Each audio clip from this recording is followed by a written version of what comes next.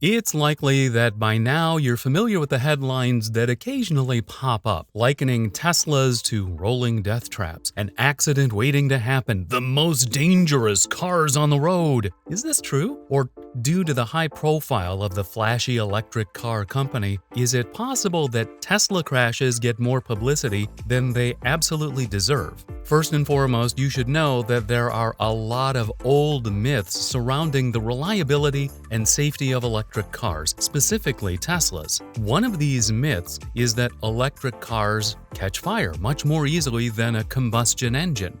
This one seems to have started around 2012 when two fully electric Chevy Volt EVs caught fire, quite dramatically, within days of each other. Both vehicles had been parked in a garage, seemingly inert and inactive, ignited, causing severe structural damage. These fires sparked a media frenzy, only egged on by a leaked report from a safety testing facility running concurrent tests on Chevrolet electric vehicle batteries. The report related a series of stress tests in which 2 out of 3 batteries tested ignited, causing similar fires. After exhaustive investigation from local authorities and Chevrolet safety officers, both garage fires were determined not to be the fault of electric cars parked within them. To a similar effect, it was distinguished later on that the tested batteries which caught fire were a prototype not yet released to the market. Nonetheless, by the time all of this was straightened out, the hype and negative attention had compounded into a lasting rumor. Thus, the myth that electric cars catch fire easily was born, cemented in the minds of many prospective EV consumers. In the modern day, Tesla claims gasoline or diesel-powered cars are about 11 times more likely to encounter a problem that causes a fire than any of Tesla's battery-powered fleet. Also, according to Tesla, there have been 5 Tesla fires per 1 billion collective Tesla miles. These claims are debatable, with the underlying studies used to arrive at these statistics unavailable to the public. A more publicly backed claim comes from nonprofit safety research group Battelle, which says electric vehicles are at roughly equal, if not slightly less at risk of causing fires. The Battelle study, while undeniably scientific, is targeting all EVs, not specifically Teslas. For now, we don't have a direct answer to how fire-prone Teslas are that can be backed up, but we can safely say Teslas are at no greater risk than any other car.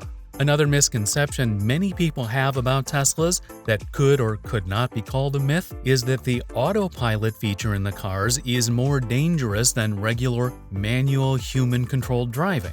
There are a lot of factors to take into consideration with discussions like this, such as the fact that when comparing the history of automated driving to the history of automotive vehicles in general, it may still be too early to tell whether it's more or less safe than human-driven navigation. However, preliminary data seems to suggest that there is a fractional difference in favor of Tesla's autopilot instead of against it.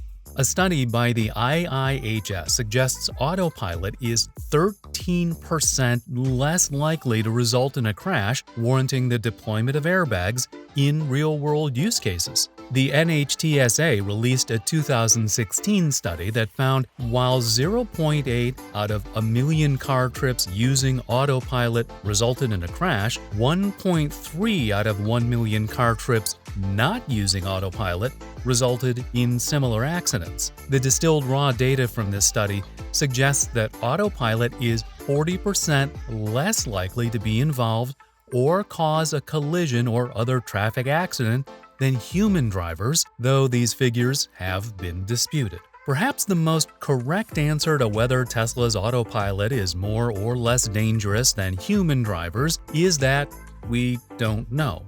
Not enough people use the autopilot feature to gather a significant sample size as of now, making it hard to do true scientific studies on the issue. The other major issue, the one that gave rise to the myth of the killer autopilot in the first place, is that drivers frequently misuse it.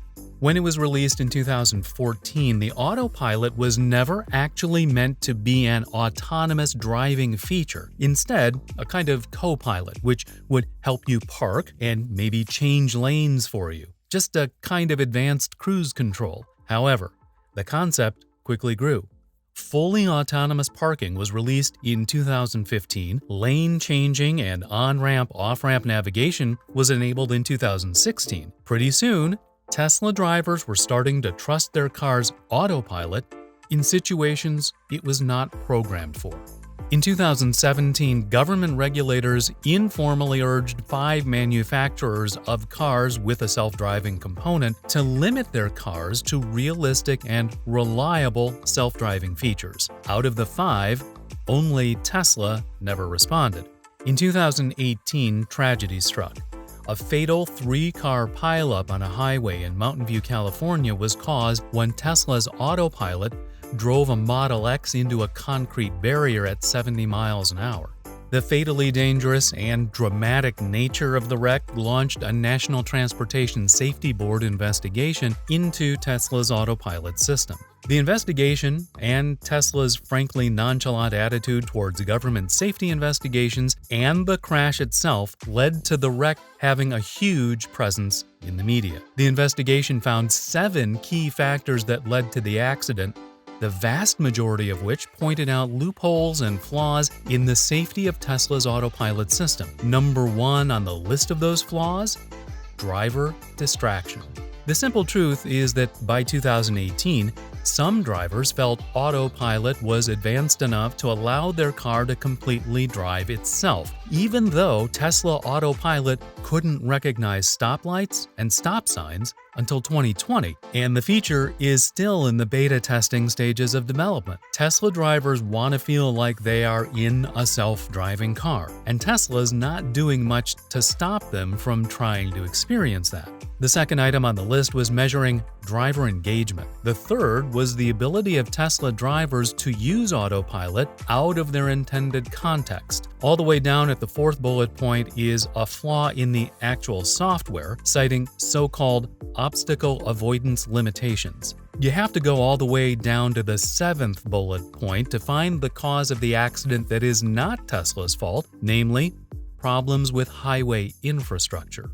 The report found that in this case, Tesla's obstacle avoidance feature failed to identify the already damaged and out-of-use concrete barricade as an obstacle, causing the car to actually accelerate into it instead of avoiding it. No input from the human driver was detected in the car's electronic record. While Tesla does tell drivers to keep their hands on the wheel while in autopilot mode, they also say all of their cars are fully self-driving, which is heavily leaned into in promotion and the way Tesla talks about its car. In the end, Tesla telling consumers to keep their hands on the wheel comes across as more of a "we have to say this for legal reasons" statement than an actual safety guideline. Wrecks like the fatal 2018 crash are becoming more frequent too, with 3 deaths from 3 autopilot-related crashes occurring in quick succession in early 2020. A Model S ran a red light, colliding with another car and causing 2 deaths. A Model 3 accelerated into a stationary fire truck,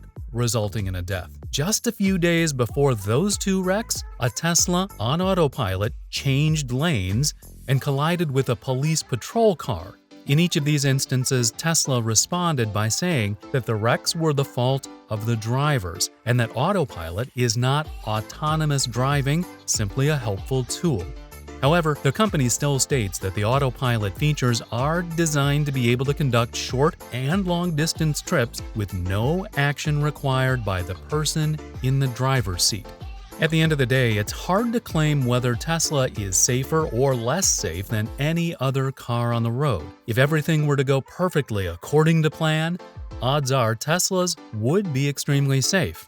However, things rarely go according to plan, and Tesla seems completely unwilling to hamstring their exciting, futuristic, self-driving tech in the interest of customer safety. Instead, relying on customers to do the smart, safe thing and only use the software where and how it was intended to be used. It was this pattern of behavior that led NTSB Chairman Robert Sumwalt, after the wreck, to say in a statement to Tesla, "It's time to stop enabling drivers in any partially automated vehicle to pretend that they have driverless cars."